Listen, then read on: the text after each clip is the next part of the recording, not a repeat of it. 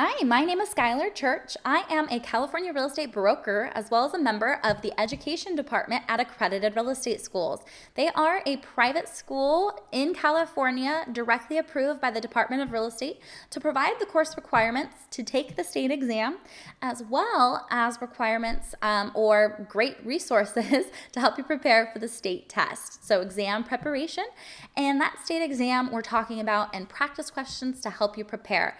This, though, will be Fair Housing Edition. So these questions will stem just from fair housing, and it's part one. So let's go get into it. Number one, the U.S. Fair Housing Act was passed in A, 1959, B, 1968, C, 1977, D, 1987. This is the main federal fair housing law that we're actually talking about. So the U.S. Fair Housing Act.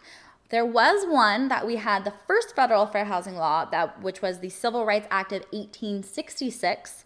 That was largely ignored for about 100 years. And that's when the Civil Rights Act of 1968, which we call the U.S. Fair Housing Act, was implemented. And so the correct answer is 1968. And you need to make sure you have this one because this became the main federal fair housing law. It prohibits discrimination in the sale, rental, advertising, offer of brokerage services, loans, or appraisal services based on a person's race, color, religion, sex, marital status, national origin, or handicap.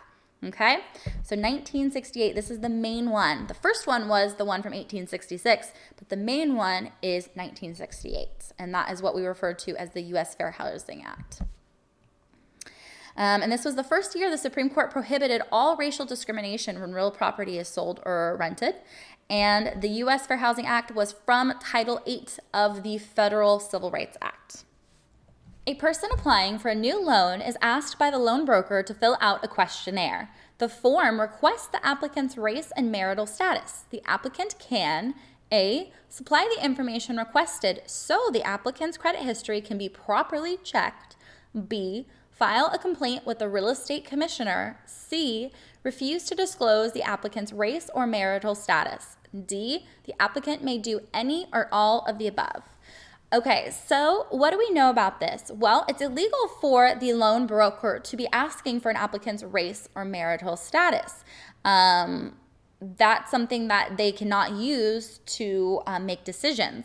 Due to that, we know that the applicant can refuse to disclose that information. That is completely legal. And the applicant can also file a complaint on the federal level, with HUD, the Department of Housing and Urban Development. That is where you would issue complaints regarding discrimination. So knowing all of this, what would be the correct answer? Well, it looks like C would be the right answer. And why? Well, because A, you do have the ability as an applicant to supply that information requested, but it's not so they can use it for a credit history that will be properly checked. That's not the case. So that's not correct. And then filing a complaint with the real estate commissioner. The commissioner in California deals with issuing and revoking real estate licenses. They do not deal with fair housing. That's on a federal level, and you would want to talk with HUD. But you do have the ability as an applicant to refuse to disclose and leave those items blank, your race or marital status, or both, for instance. So the correct answer would be C. 3. A real estate broker undertakes to canvass a neighborhood area that is very near to a section into which minorities have recently moved. He tells the people to whom he talks that they should sell now, as their property might suffer a loss in value in the future. This is illegal and unethical, and the broker is guilty of A, blockbusting and panic peddling, B, steering and redlining, C, property conduct, D, none of the above are correct. Well, ultimately what we're getting here is saying that a broker is telling people their property is going to lose value because minorities are moving in. Completely illegal.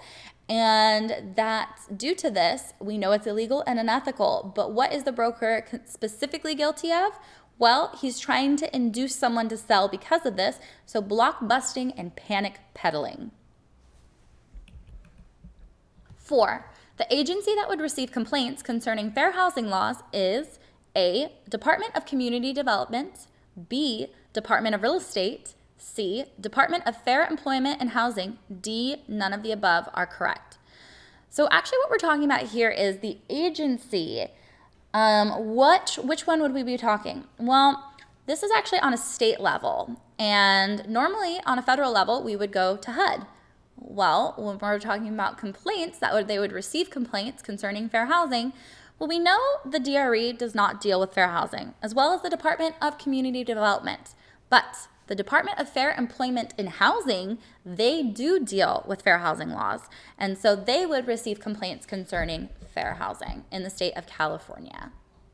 And 5, the Holden Act refers to A, discrimination in the sale and rental of housing accommodations in California.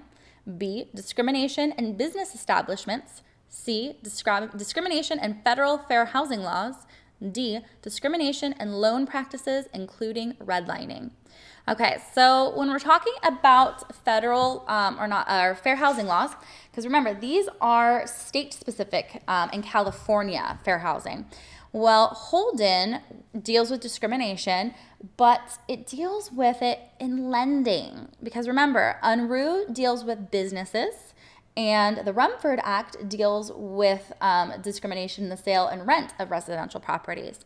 So due to this, the best answer would be D, discrimination and loan practices, including redlining. That is what the Holden Act is referring to. And to talk a little bit more about redlining, so remember, redlining is illegal. This is when, so the Housing Financial Discrimination Act of 1977, which is called the Holden Act, it refers to discrimination in lending practices. The Holden Act helps to stop a process called redlining.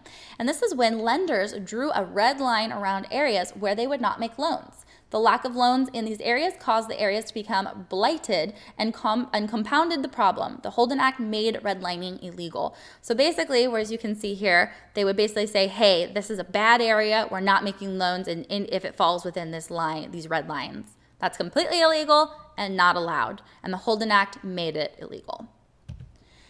Thank you for watching. If you have any questions, feel free to contact us at Accredited Real Estate Schools. If you like these questions, we have a program that offers our database of 3,600 practice questions, and we have them categorized into the 7 areas. And fair housing is just a slight portion of Area 6. So I hope you enjoyed it, and good luck with your licensing journey. I hope to see you licensed soon.